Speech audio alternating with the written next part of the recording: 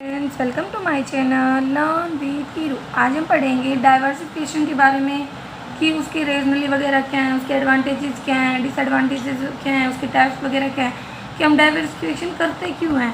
ठीक है, तो देखो हमें क्या देखा है भाई, डाइवर्सिफिकेशन होता है कि अगर हमसे कोई पूछे तो डाइवर्सिफिकेशन वो होता है कि जब जो हमारा हम पोर्टफोलियो बना रहे हैं उसमें हम एक सिक्योरिटी को इंक्लूड ना करके एक से ज़्यादा सिक्योरिटीज़ को इंक्लूड करके चलें, उसको बांटें। ठीक है, डाइवर्सिफिकेशन बहुत ज़्यादा ज़रूरी होता है किसी भी इन्वेस्टर के रेशनल बिहेवियर के लिए, क्योंकि उससे क्या हो जाता है, रिस्क मिनिमाइज होता है। ठीक है, और हमारे जो रिटर्न है एक साथ मतलब वो बढ़ता है। कहता है कि जो डाइवर्सिफिकेशन है वो अलग अलग तरीके से हो सकता है, industry wise, security wise, duration wise और एवेन्यू वाइज, और भी तरीके होते हैं। ठीक है, तो परफेक्ट डाइवर्सिफिकेशन वही होगा जो हमारे रिटर्न वगैरह को मैक्सिमाइज करे और रिस्क को मिनिमाइज करे। ठीक है, कहता है कि जब मार्कोविज मॉडल नहीं आया था ना, उससे पहले तो नॉर्मल सिंपल डाइवर्सिफिकेशन ही हो जाता था सिक्योरिटी वगैरह का। तो इससे पहले हम देख लेते हैं इसके कौन कौन से टाइप्स होते हैं, उनको थोड़ा डिटेल में। तो देखो डाइवर्सिफिकेशन में क्या क्या आ जाता है हमारा, पहला है हमारा असेट्स क्लास डाइवर्सिफिकेशन। इसका मतलब होता है स्प्रेड किया जाता है जो भी हमारी मनी होती है ना, उसको एक मिक्स ऑफ असेट्स में, लाइक स्टॉक, बॉन्ड्स या अदर जो भी इंस्ट्रूमेंट वगैरह हैं। और इसमें नॉर्मली है ना 60-40 रूल को प्रेफरेंस दी जाती है कि भाई 60% तो जो हमारे स्टॉक्स वगैरह हैं, जो हमारे शेयर्स वगैरह हैं उनमें, और 40% डेब्ट्स में, बॉन्ड्स वगैरह में। फिर आता है इंडस्ट्री डाइवर्सिफिकेशन, मतलब इंडस्ट्री वाइज जब हम डाइवर्सिफाई करके चलते हैं। इसमें आता है involve choosing to structure a company operation in manner, मतलब इस तरह से एक कंपनी का स्ट्रक्चर वगैरह चूज़ करना उसके ऑपरेशंस का जो प्रोमोट करे, मतलब involvement in a wide range of revenue producing activity, कि ऐसी एक्टिविटीज़ में इन्वॉल्व हो जहाँ से बहुत ज़्यादा रिवेन्यू वगैरह जनरेट हो। टाइम डाइवर्सिफिकेशन जिसमें शॉर्ट टर्म और लॉन्ग टर्म दोनों प्रकार के होल्डिंग हो, दोनों प्रकार की सिक्योरिटीज़ वगैरह लेके चले। और जोग्राफिकल डाइवर्सिफिकेशन में क्या होता है, ये एक ऐसा तरीका होता है जिससे हमारा पोर्टफोलियो के रिस्क वगैरह को कम करते हैं। कैसे, एक ही मार्केट पर कंसंट्रेशन ना रह करके, क्योंकि जोग्राफिकल आ गया मतलब मार्केट को वाइड करके चलते हैं, अलग अलग मार्केट पर डिपेंडेंस रखते हैं। स्ट्रेटजी डाइवर्सिफिकेशन मतलब इंट्रोड्यूस करना एक नया प्रोडक्ट हमारे जो भी सप्लाई चेन है उसमें, ताकि प्रॉफिट वगैरह बढ़ सके। और इंडिविजुअल कंपनी डाइवर्सिफिकेशन हो सकता है कि एक कंपनी है उसी में डाइवर्सिफाई कर दें, उसी की अलग अलग चीज़ों में इन्वेस्ट करके। और सिक्योरिटी वाइज डाइवर्सिफिकेशन में आता है कि अलग अलग जो फाइनेंशियल इंस्ट्रूमेंट्स होते हैं ना उनमें इन्वेस्ट करके चलते हैं। और अल्टरनेटिव एसेट डाइवर्सिफिकेशन का मतलब होता है कि low correlation to more traditional assets classes reduce overall risk, मतलब कि भाई जो हमारे ट्रेडिशनल एसेट्स है ना, जो हमारी उनके साथ कम कोरिलेशन रखना, इससे क्या होता है वो हमारे रिस्क को कम करने में हेल्प करते हैं। तो ये हमारे थे डाइवर्सिफिकेशन के कुछ type, like assets class, industry diversification, time diversification, geographical, strategy, individual companies, security wise और अल्टरनेटिव असेट्स डाइवर्सिफिकेशन। तो हम ऐसे हमारे जो भी डाइवर्सिफिकेशन होते हैं उसको कर सकते हैं। अब बात आती है हमारी कि जब हम डाइवर्सिफिकेशन करते हैं तो कौन सा डाइवर्सिफिकेशन सही होता है। तो देखो जब हम एक रैंडम डाइवर्सिफिकेशन करके चलते हैं ना, तो उसमें कहता है कि नॉर्मली क्या होता है 10 सिक्योरिटीज़ होती हैं। ठीक है, सिंपल डाइवर्सिफिकेशन के साथ, क्योंकि जो सिंपल डाइवर्सिफिकेशन होता है उसमें रैंडमली होता है सब कुछ। ठीक है, रैंडमली उनको चूज़ किया जाता है।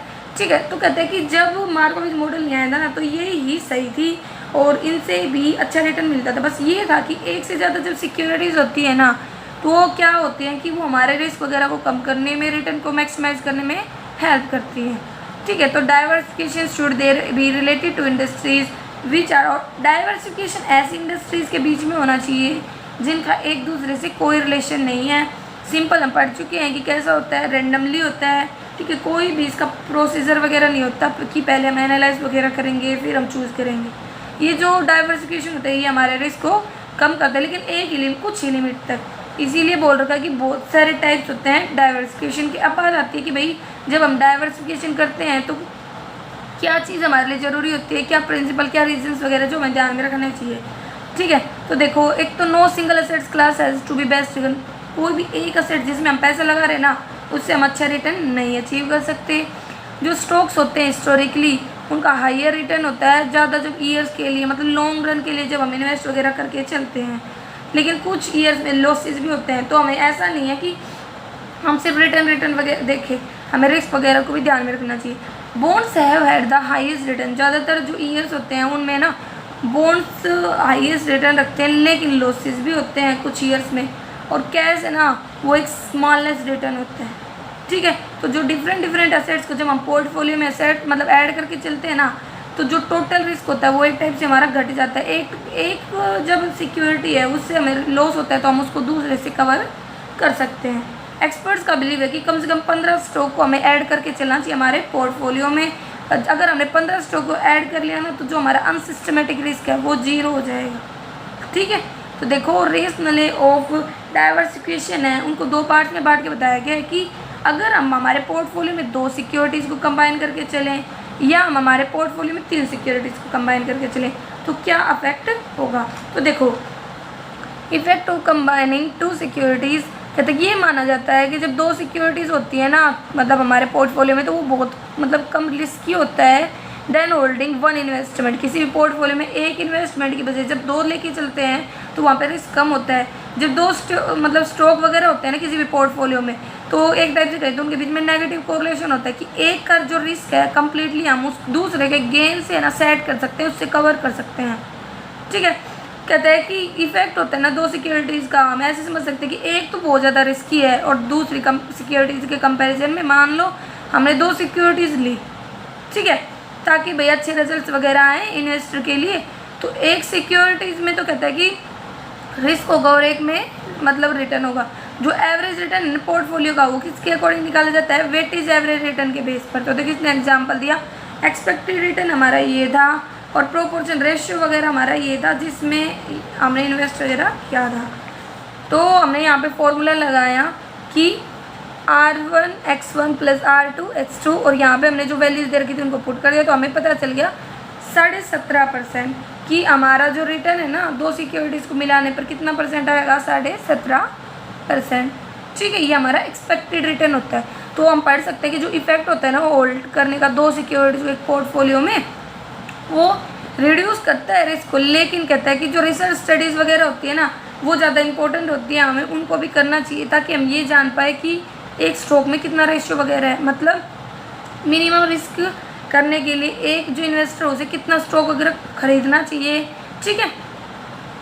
तो देखो अब आता है हमारा जब हमारे पास 3 सिक्योरिटीज़ वगैरह होती हैं, तो देखो जो पोर्टफोलियो इफेक्ट है ना 2 सिक्योरिटीज़ का वो हमने अप्लाई कर सकते हैं 3 सिक्योरिटीज़ में।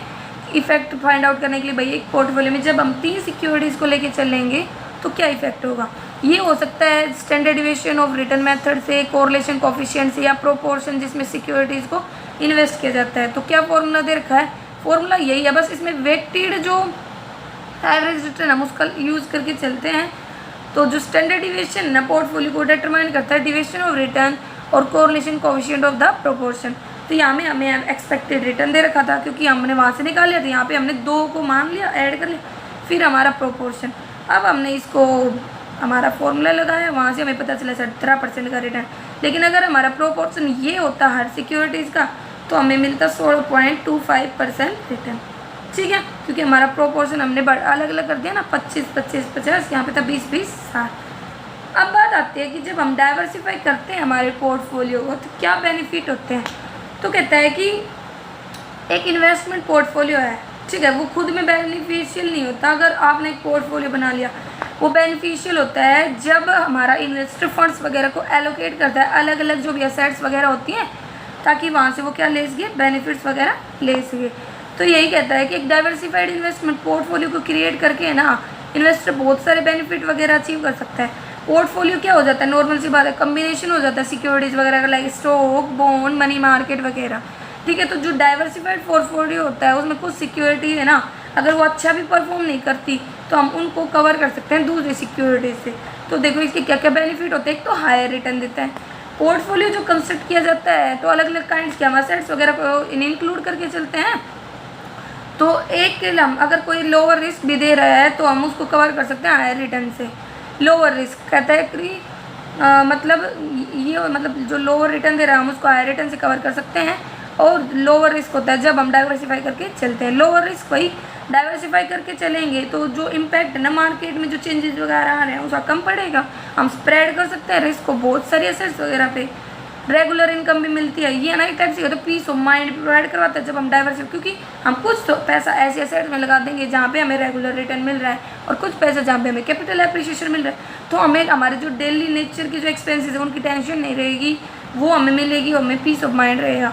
ग्रोथ ऑफ इनकम कहता है कि जो इन्वेस्टमेंट पोर्टफोलियो होता है ना, वो एक सर्टेन परसेंटेज ऑफ ग्रोथ भी प्रोवाइड करवाता है इन्वेस्टर के लिए। ज़्यादातर 60-40 रूल चलता है कि 60% तो हम लगाते हैं किस में, स्टॉक्स वगैरह में, और 40% हम लगाते हैं डेब्ट्स वगैरह, बॉन्ड्स वगैरह में।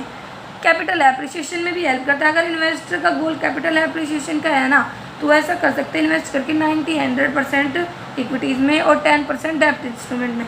तो ये हमारे बेनिफिट्स थे कि हमें अच्छा रिटर्न मिलता है, रिस्क भी कम होता है, रेगुलर इनकम मिलती है, इनकम की ग्रोथ होती है और कैपिटल एप्रिसिएशन होता है।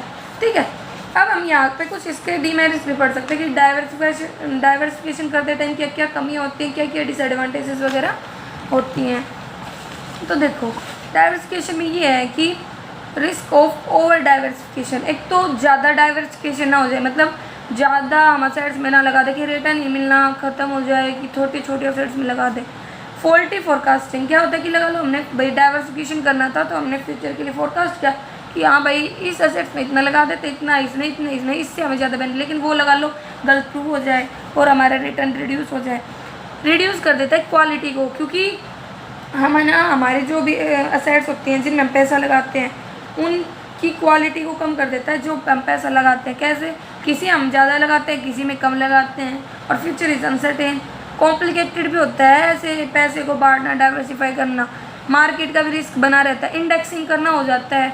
जब हम ऐसे डाइवर्सिफाई करके चलते हैं तो कुछ एसेट्स के लिए हमें इंडेक्स वगैरह की ज़रूरत होती है, डिफरेंट रूल होते हैं अलग अलग एसेट्स के लिए, वो भी कंफ्यूज कर देते हैं, टैक्स का प्रभाव पड़ता है, और कई बार ना मिस्टेक्स बढ़ जाती हैं, क्योंकि जब डाइवर्सिफाई करना होता है तो बहुत सारे रूल्स रेगुलेशंस वगैरह याद रखने पड़ते हैं जो एक इन्वेस्टर के लिए कन्फ्यूजन क्रिएट कर देते हैं और मिस्टेक्स होती हैं।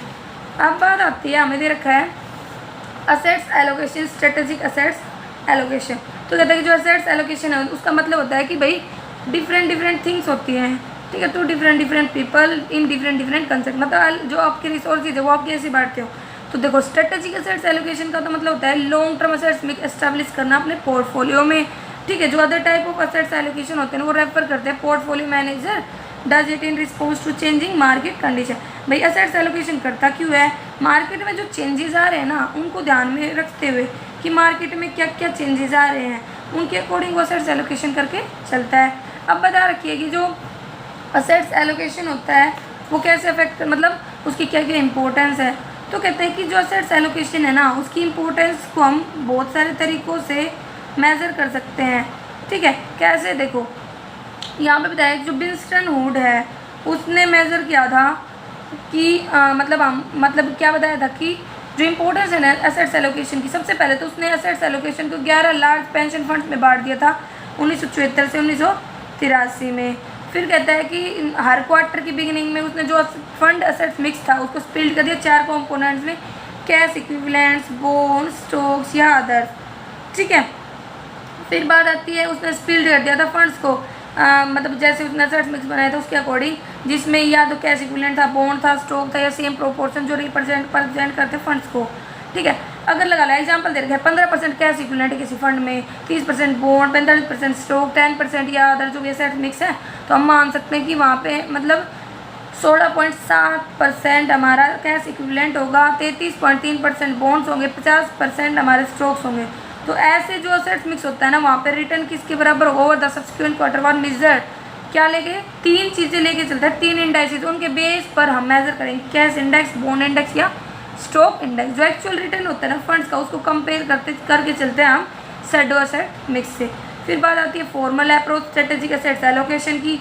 तो इसमें कहता है कि जो ऑप्टिमम पोर्टफोलियो होता है, मतलब स्ट्रेटेजिक एसेट्स एलोकेशन किसी भी इन्वेस्टर के लिए वो पोर्टफोलियो होता है जो उसके मतलब जो यूटिलिटी होती है ना किसी भी इन्वेस्टर के लिए उसको मैक्सिमाइज कर देते हैं।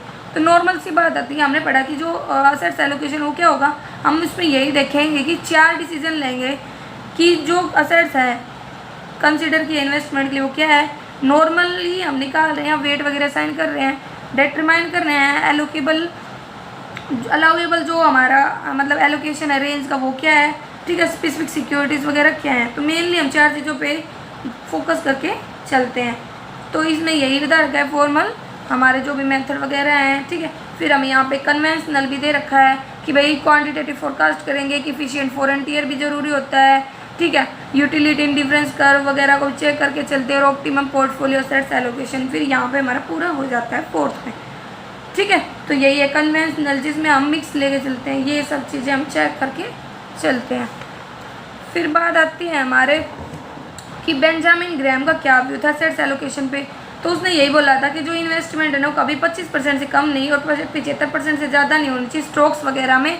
मतलब एक टाइप से कहें तो ऐसा नहीं होना चाहिए कि हमें 100% स्टॉक्स वगैरह में लगा के चले, क्योंकि माना वहाँ से रिटर्न अच्छे है लेकिन वहाँ पे रिस्क भी अच्छा होता है, ठीक है। फिर जॉन बोगले ने तो कहा था कि जो मतलब एसेट्स एलोकेशन होता है ना उसके लिए हमें एज और स्पेसिफिक फेज वगैरह ना वो ध्यान में रखने चाहिए कि इन्वेस्टमेंट लाइफ साइकिल के एज और उसका ऑर्डर वगैरह, और उसके अकॉर्डिंग बताया था कि भाई जब एक्यूमुलेशन फेज होता है तो इन्वेस्टर को ना मतलब सबसे ज़्यादा वो ना टेक रिस्क वगैरह ले सकता है, और डिस्ट्रीब्यूशन फेज में जो इन्वेस्टर है वो ऐड करता है एसेट्स को लेकिन ज़्यादा रिस्क अफोर्ड नहीं कर सकता, और लेकिन यंगर इन्वेस्टर होता है उसके पास बहुत ज़्यादा टाइम होता है तो वो भी रिस्क वगैरह को ले सकता है।